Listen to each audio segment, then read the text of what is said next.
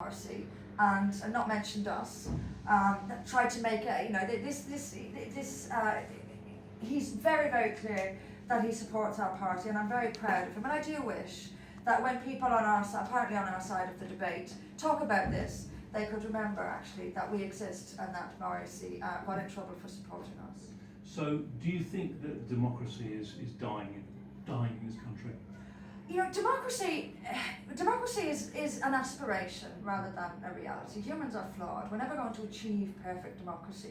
But on your way, if you're travelling towards democracy, then democratic ideals become real. And that's the best we can do. We can go in a certain direction. It's in dire trouble at the moment. It has reduced. It's gone backwards. We're not heading towards democracy. We're heading away from it. Largely, I mean, the media is a big poison in all this. The media is the filter through which politicians or political campaigners speak to the public, and the media has distorted it completely and entirely distorted it.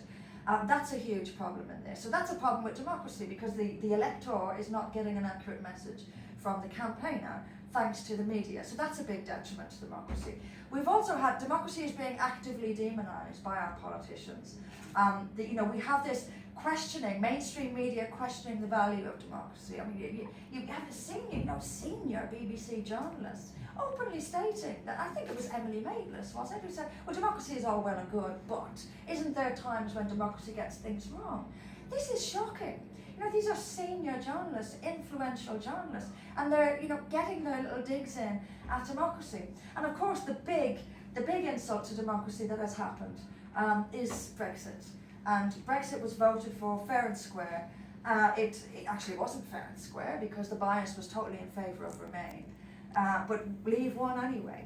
And since the very day after the referendum, our politicians have been pretending that we didn't ask you whether or not you wanted to leave. They completely rejigged the question they had asked. They pretended we went from Brexit to hard Brexit and soft Brexit. Complete distortion of what had just happened days before.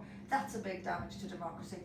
And the fact that our Parliament is still debating whether or not we ought to leave the EU, 3 years on from us voting to leave the EU, is two fingers up to democracy, and the public is saying it. Okay, so final question. Are you a British hero, or heroine, should I say? Oh God, you'd have to ask British people that. I have no desire to be a heroine. My interest in this is I love this country. I cannot. It's difficult. I see this stuff. Part of me wishes I'd never found out about this. I remember Pat Condell saying he wishes he'd never heard the word Islam. I can understand that, because ignorance is bliss. But once you know, you can't unknow. The idea that the country I love, the country that's given me everything, the country, my home, I'm defending my home, but I'm also defending the generations that have yet to come. The idea that beautiful London would be home, if Trafalgar Square would be home to lashings and beheadings, and believe me, that is not some dark fantasy. It's very much an impending reality.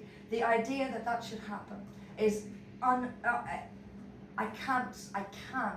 It's almost like asking me to stop breathing, to not stand up to this. I cannot do it. It would be a massive betrayal. And if I did nothing, if I said nothing, knowing as much as I know about this religion and what's coming, if I did nothing, I don't know how I'd get through daily life. Honestly, it would be gnawing at my conscience all the time. And the only way I can personally cope with the realities of all this, is to fight back with everything I've got. And I'm proud of it. Thank you very much.